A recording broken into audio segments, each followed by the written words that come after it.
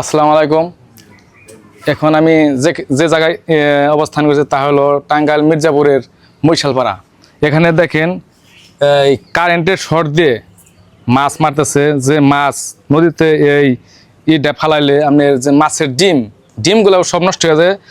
দেশের যে মাছ, নদীতে মাছ অনেক কম পাওয়া যাইতেছে, বা কারেন্ট জাল, চায়না জাল, এই সমস্ত কিছু দিয়ে মাছ মারা ওটা অবৈধ। আমরা এখানে দেখেন এই জব্দ করছি একটা পাওয়ার ব্যাংক, এই ব্যাটারি।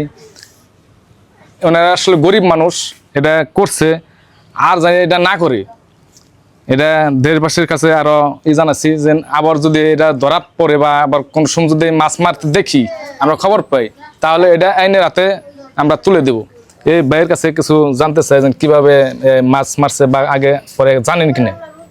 না ভাই, এটা তো অনেক রাত্রে মারে, এটা তো দিনে মারার মতো আসলে দেখি নাই আমরা। যেহেতু আপনারা বললেন ভিডিও করছে দিনে, হয়তো ভোর সকালে আর রাত্রি, মানে এটা তো অপরাধের যুক্ত, এই জন্য রাত্রেই করে এই জিনিসটা বেশি।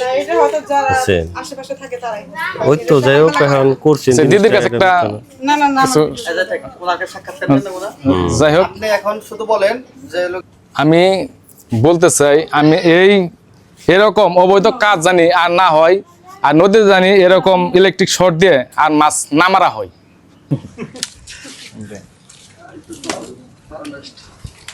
দেন পারা দেন হয়েছে।